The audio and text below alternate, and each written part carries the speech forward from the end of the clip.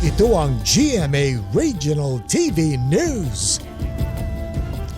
Isang motorcycle taxi driver ang natagpo ang wala ng buhay sa Naik, Cavite.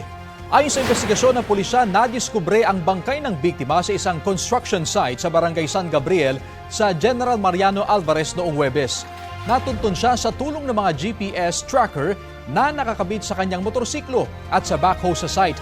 Ayon sa pulisya, naghinala sila ng magtakbuhan ang mga naabutan nilang trabahador doon. Sa permiso ng construction company, nahukay ang labi ng biktima.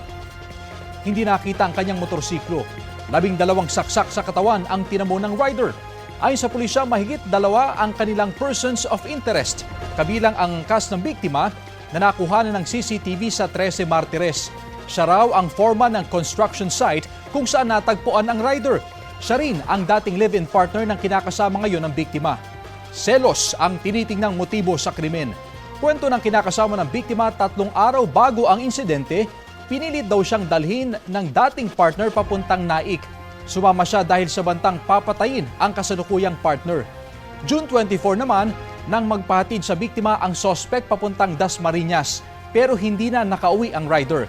Hinahanap pa ang mga person of interest. Sugatan sa pananaksak ang isang babaeng senior citizen sa Talisay City, Cebu. Ang sospek sarili niyang pamangkin. Ayon sa pulisya, nakahingi ng saklolo ang biktima sa kanyang apo. Nahuli naman ng mga residente ang sospek na agad umalis mula sa bahay ng tiyahin bit-bit ang kutsilyo. Hindi nagbigay ng pahayag ang sospek na mahaharap sa reklamong homicide. Inaalam pa ng pulisya ang motibo sa pananaksak.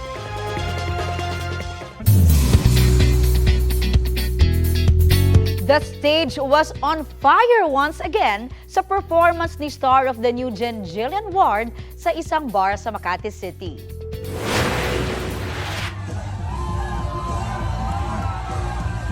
All out si Jillian sa live vocals man o sa dance moves. Dedicated daw ang performance ni Jillian sa LGBTQIA+ community na todo ang pag-cheer sa kanya. Tapos na raw ang Pride Month, but the energy lives on. Featured ang Kapuso star sa performance ng isang drag queen na ini-impersonate naman si Jillian. Matatandaang nag-viral din ang total performance ni Jill sa kaparehong kanta noong January. Huli cam sa Iloilo. Basa ang kalsada noon sa Barangay San Antonio kung saan tila nadulas at biglang lumiko ang puting kotse.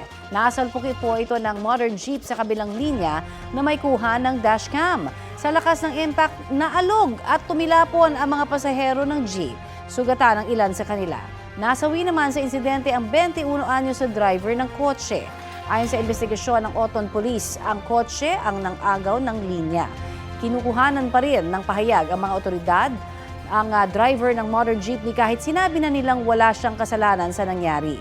Hindi na naghain ng reklamo ang pamilya ng driver ng kotse.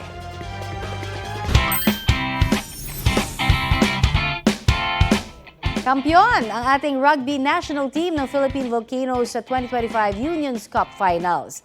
Nakaharap po nila ang koponan ng Thailand sa finals na isinagawa sa Taiwan. Sa first half, dikit pa ang laban sa score na 8-6. Pagdating po ng second half, patuloy ng lumayo ang Pilipinas at natapos ang laro sa score na 23-6. Good job, Philippine Volcanoes!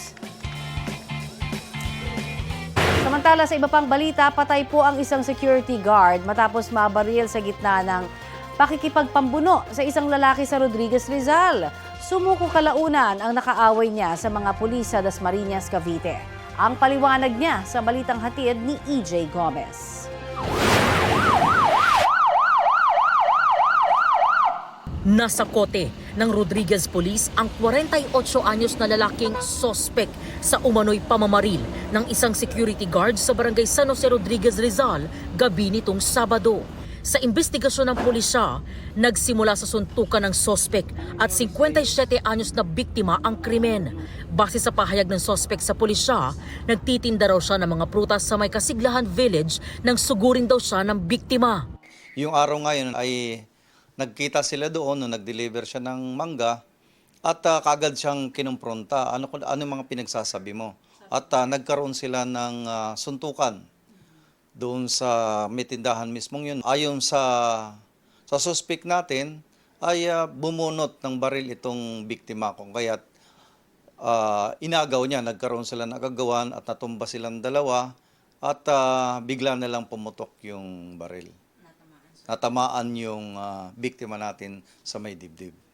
Nakadapa ang biktima ng madatna ng mga otoridad. Isinugod siya sa ospital pero nasawi rin kalaunan. Ayon sa pulisya, dati nang may away ang dalawa dahil umano sa mga ipinapagawa ng biktima sa bahay na kanyang inuupahan na pagmamay-ari ng sospek. Wala raw kasi itong paalam sa may-ari. Nagkabaranggayan na rin daw ang dalawa kamakailan lang. Tumakas ang sospek matapos ang pamamaril. Mismong asawa ng sospek ang dumulog sa pulisya at itinuro ang kinaroroonan ng kanyang mister.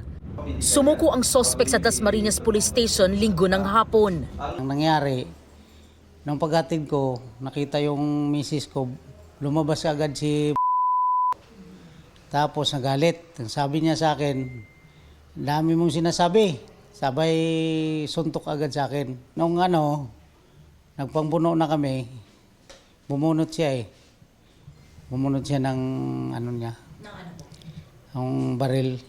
Nag-agawan daw sila ng baril. Nahawakan ko rin yung kamay niya, hawakan ko rin yung dulo ng baril. Yun, naitutok ko sa kanya yung baril niya. Sinusubukan pa namin kunan ng pahayag ang kaanak ng biktimang nasawi. Ayon doon sa asawa ng biktima, yung witness natin doon, ay nagkaroon nga sila ng pag-aaway, pagtatalo at nagsuntukan. Subalit, yung suspect natin at sinasabi niya, ang bumunot ng baril. Sasampahan ng reklamong homicide ang sospek na nakapiit sa Rodriguez Municipal Police Station Custodial Facility. EJ Gomez, nagbabalita para sa GMA Integrated News.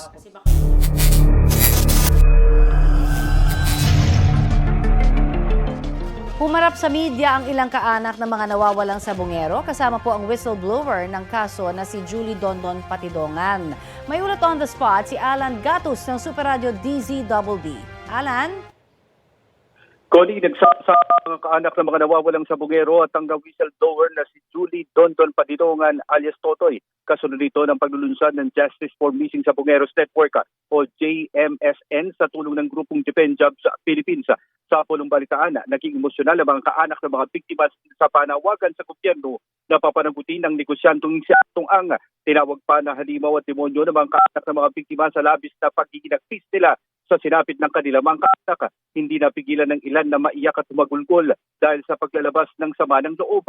Pero puno umano sila ng pag-asa sa pagbubunyag at paglantad ni Julie Patidongan alias Totoy. Sa panag ni alias Totoy, emotional din siya na sa pagsasabing hanggang ngayon ay buhay pa siya para isiwalat ang kanyang nalalaman. Muli niyang idiniin si Atong Ang na nasa likod ng missing sabungeros.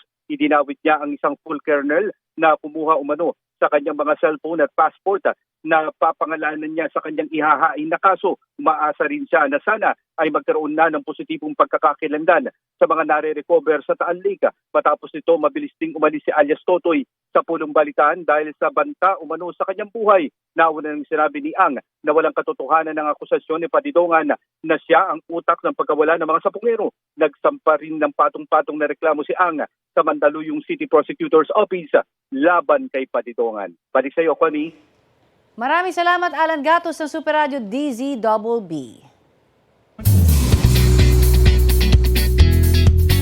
Mga mare at pare, bongga ang grand salubong kina PBB Celebrity Collab Edition Big Winners, Brent Manalo at Mika Salamanca o Breka, sa kanilang first guesting sa Kapuso Morning Show na unang hirit.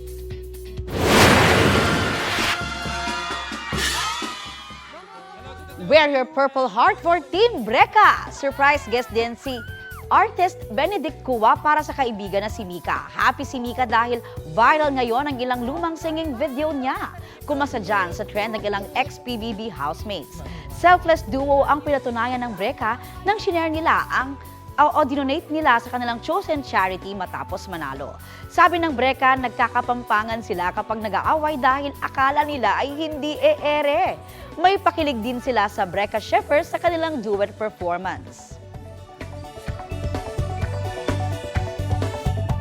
At ito po ang Balitang Hali, bahagi kami ng mas malaking misyon. Ako po si Connie Season. Kasama niyo rin po ako, Aubrey Carampel. Live mula rito sa Batangas, Rafi Tima po para sa mas malawak na paglilingkod sa bayan. Mula sa GMA Integrated News, ang News Authority ng Filipino.